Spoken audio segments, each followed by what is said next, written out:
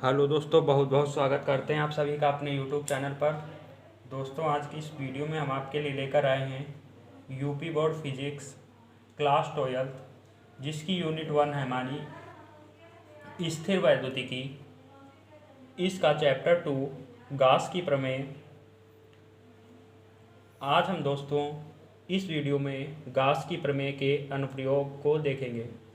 दोस्तों, गास की प्रमेय चैप्टर के पहले के पार्ट्स हमारे चैनल पर अपलोड किए जा चुके हैं। जिन लोगों ने उन पार्ट्स को नहीं देखा है, पहले उन्हें देख लीजिए, जिससे आपको ये वीडियो और भी आसानी से समझ में आ सके। दोस्तों, गास की प्रमेय का जो अनुप्रयोग है, ये हमारा दूसरा अनुप्रयोग है। इससे पहले के पार्ट्स में हमने पहले अनुप्रयोग की बात की थी, जिसमें हम लोगों ने अनंत लंबाई के एक समान आवेशित तार के निकट वैद्युत क्षेत्र की तीव्रता का व्यंजक निकाला था। दोस्तों, आज की इस वीडियो में हम जो दूसरा अनुप्रयोग देखेंगे वो अनंत विस्तार की एक समान आवेशित चादर के निकट वैद्युत क्षेत्र की तीव्रता का व्यंजक होगा। तो ध्यान दीजिए, हम मान लेंगे कि हमारे पास एक समान आवेशित चादर है। तो देखिए, ध्यान दीजिए, फिगर आपको सामने दिखाई दे रहा होगा। तो दोस्तों, हमारे सामने एक आवेशित चादर है। इस पर हम मान लेंगे कि पूरे पर धनावेश स्थापित है। तो धनावेश या ऋणावेश कुछ भी मान सकते हैं, क्योंकि हमें केवल इतना ही दिखाना है कि ये एक समान रूप से आवेशित है। तो हम इस पर मान लेते हैं कि पॉजिटिव का चार्ज है। तो हमने इस पे संपूर्ण पे पॉजिटिव चार्ज दिखा देना है। ऐसे करके आपको इस पूरी चादर पे पॉजिटिव का चार्ज दिखा देंगे। तो दोस्तों, हमें क्या करना है, गास की प्रमेय की सहायता से इसके निकट वैद्युत क्षेत्र की तीव्रता का व्यंजक निकालना है। तो चूंकि गास की प्रमेय का अनुप्रयोग करने के लिए हमें इसका गासी पृष्ठ मानना पड़ेगा। तो दोस्तों, जो आवेशित चादर होती है, इसका गासी पृष्ठ आपको पता चल रहा होगा कि बेलन के आकार का ही होगा। तो ध्यान दीजिए, हमें क्या करना है, एक समान आवेशित चादर है हमारे पास, वो भी अनंत विस्तार की है। तो देखिए, अनंत विस्तार आपको कोने से दिख रहे होंगे कि हमने दिखा दिया है कि अनंत तक जा रही है, इसकी कोई लिमिट नहीं है। तो हमें क्या करना है, हमने मान लिया जो चादर है, चादर का मतलब क्या होता है कि नगण्य मोटाई की एक प्लेट, जिसकी मोटाई बिल्कुल नगण्य होगी, वो चादर कहलाएगी। तो हमने क्या किया, मान लिया अनंत विस्तार की एक समान आवेशित चादर है, जिसके निकट हमें वैद्युत क्षेत्र की तीव्रता ज्ञात करनी है। तो इसके लिए हम क्या करेंगे, एक ऐसे गासी पृष्ठ की कल्पना करते हैं जिसके समतल चादर के समांतर हो तथा क्षेत्रफल अवयव से, तब हम वैद्युत फ्लक्स को निकालेंगे। तो ध्यान दीजिए, हम क्या करेंगे, यहाँ पे इसके गासी पृष्ठ की रचना करेंगे। तो यहाँ पर हम इसके गासी पृष्ठ को दिखाएंगे इस प्रकार से। इसका गासी पृष्ठ जो होगा बेलनाकार होगा। तो ये हमने इसका गासी पृष्ठ मान लिया। फिगर को आपको पटरी रख के बनाना है, तो आपका और भी स्पष्ट बनेगा। तो इस प्रकार से हमने इसका गासी पृष्ठ मान लिया। अब हम क्या करेंगे, यहाँ पर आपको ध्यान देना है, थोड़ा बेलनाकार गासी पृष्ठ दिखाना है। तो हमने बेलनाकार इसका गासी पृष्ठ बना लिया। अब हमने जो पिछले वीडियो में किया था कि गासी पृष्ठ से गुजरने वाला वैद्युत फ्लक्स निकालेंगे। तो ध्यान दीजिए, अगर हम मान लें कि ये जो बेलनाकार, थोड़ा इसको चार्ज को हम यहाँ से हटा देते हैं, तो आपको आसानी से समझ में आएगा। तो देखिए, हम इसका जो क्षेत्रफल मान लेते हैं, ये जो गासी पृष्ठ है इसके अनुप्रस्थ काट का क्षेत्रफल, जो क्षेत्रफल होगा वो हम मान ले रहे हैं कैपिटल ए होगा। ध्यान दीजिए, एरिया को हमने मान लिया इसके अनुप्रस्थ काट का क्षेत्रफल A। हमें क्या करना है, इसके भी गॉसी पृष्ठ के 3 पृष्ठ दिख रहे हैं, एक तो ये आधार वाले दोनों क्षेत्रफल और एक गॉसी पृष्ठ का वक्र पृष्ठ।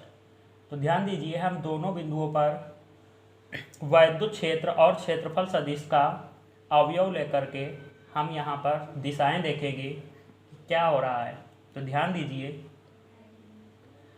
अगर हम इस वाले पृष्ठ पर एक सूक्ष्म क्षेत्रफल अवयव ले लें dA वेक्टर,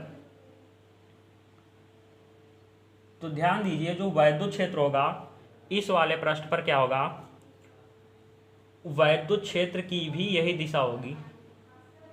क्योंकि वैद्युत क्षेत्र हम उस तल में लेते हैं जिस तल में चादर रखी हुई होती है, तो वैद्युत क्षेत्र और क्षेत्रफल सदिश के बीच का कोण यहाँ पे हो जाएगा 0 डिग्री।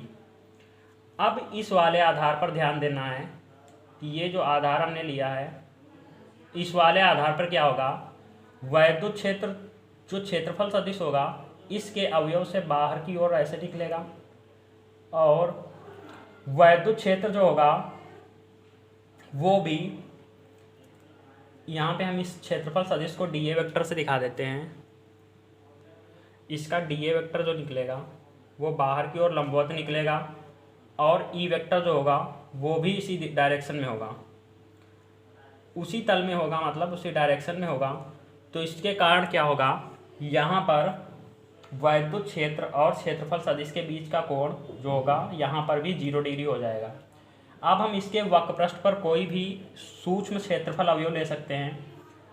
तो यहाँ पर अगर हम कोई सूक्ष्म क्षेत्रफल अवयव लेंगे, ये मान लिया हम कोई सूक्ष्म क्षेत्रफल अवयव ले रहे हैं इसके वक्र पृष्ठ पर, तो वक्र पृष्ठ पे क्या होगा, जो क्षेत्रफल सदिश होगा वो तो इसके लंबवत बाहर की ओर निकलेगा। इसका जो dA वेक्टर होगा, पिछले वीडियो अगर आप लोग देख लेंगे तो ये पार्ट्स आसानी से समझ में आ जाएगा।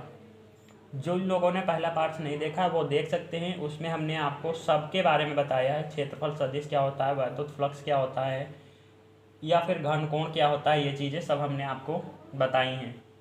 तो अगर आप लोग वो पार्ट्स देख लेते हैं तो इसमें कोई भी डाउट नहीं होगा।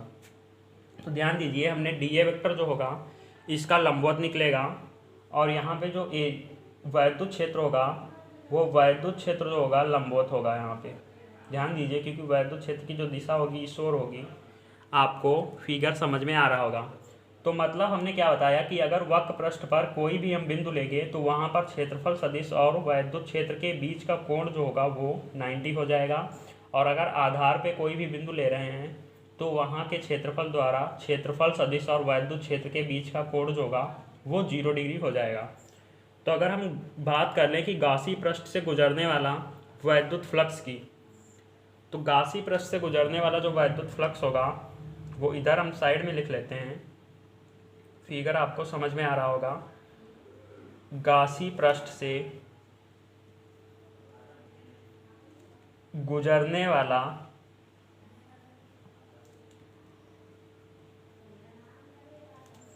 वैद्युत फ्लक्स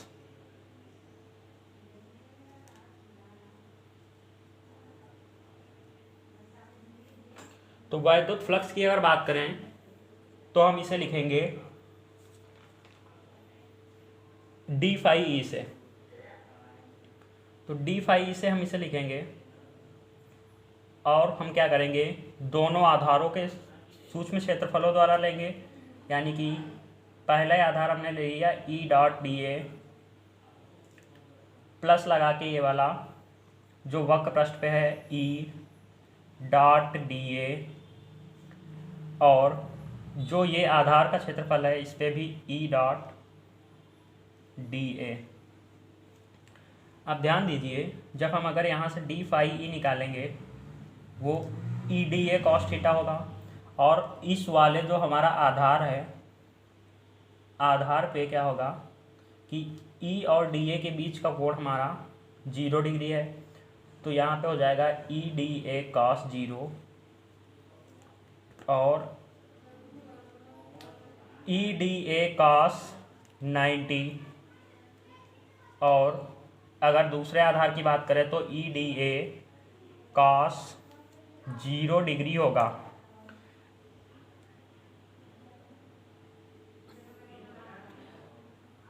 ये चीज़ आपको समझ में आ रही होगी।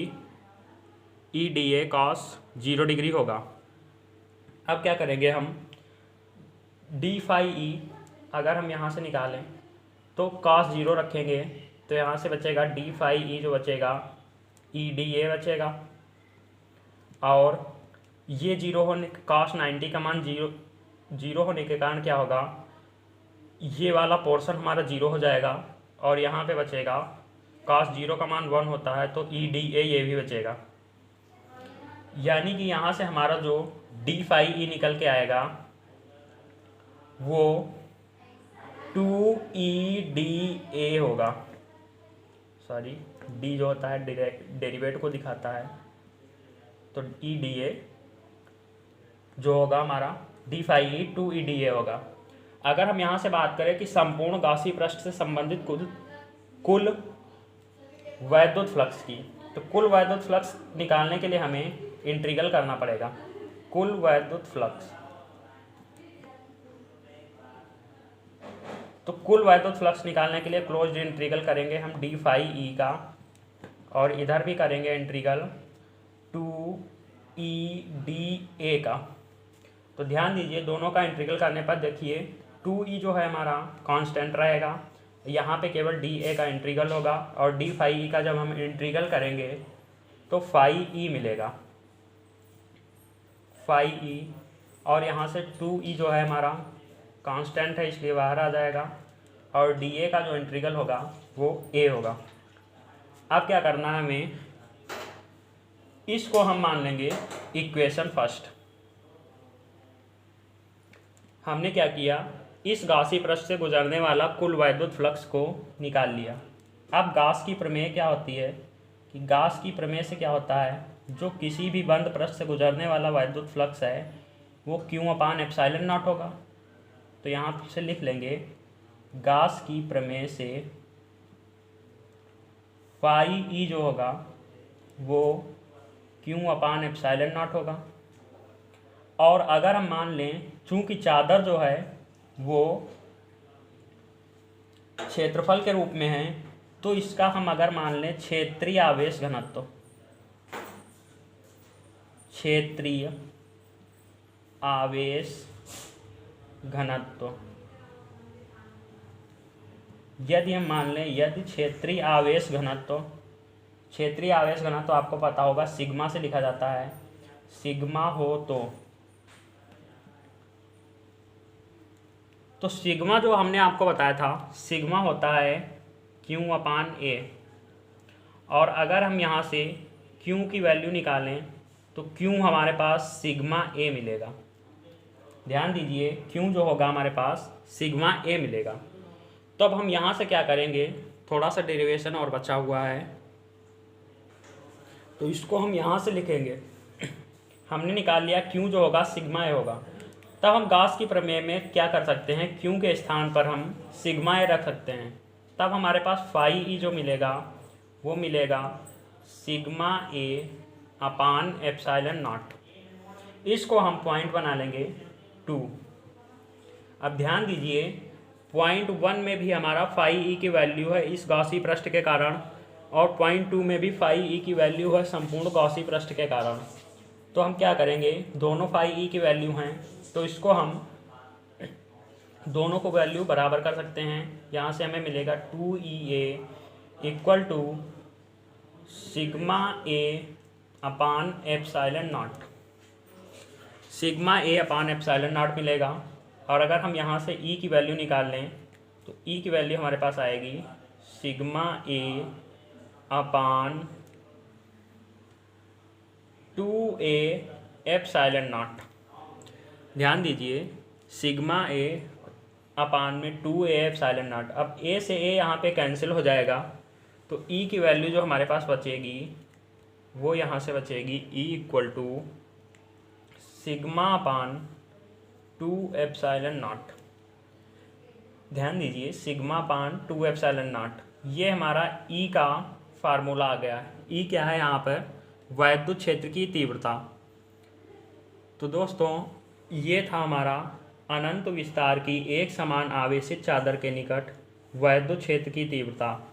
तो आवेशित चादर के निकट हमने वैद्युत क्षेत्र की तीव्रता का फार्मूला निकाला, सिग्मा अपान 2 एप्सिलॉन नॉट, जहाँ पर सिग्मा क्या है, क्षेत्रीय आवेश घनत्व है, और एप्सिलॉन नॉट आप लोग जानते होंगे निर्वात की वैद्युतशीलता है। तो दोस्तों वीडियो को ज़्यादा लंबा ना करते हुए वीडियो को यहीं पर समाप्त करते हैं। उम्मीद करता हूँ आपको ये डेरिवेशन समझ में आया होगा। इससे पहले के पार्ट्स हमारे चैनल पर अपलोड किए जा चुके हैं और इसका पहले का चैप्टर भी हमारे चैनल पर कंप्लीट प्लेलिस्ट बनी हुई है।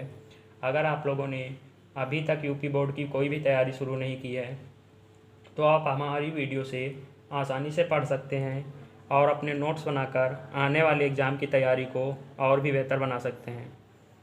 इस चैनल के माध्यम से आपको यूपी बोर्ड फिजिक्स का कंप्लीट कोर्स कराया जा रहा है, तो वीडियो को कंप्लीटली देखिए और नोट्स बनाते रहिए, जिससे आने वाले एग्ज़ाम की तैयारी और भी बेहतर हो सके। उम्मीद करते हैं आप सभी को वीडियो पसंद आया होगा। अगर वीडियो अच्छा लगा है तो वीडियो को ज़्यादा से ज़्यादा लाइक करें, ज़्यादा से ज़्यादा शेयर करें और चैनल को सब्सक्राइब ज़रूर कर लें। धन्यवाद।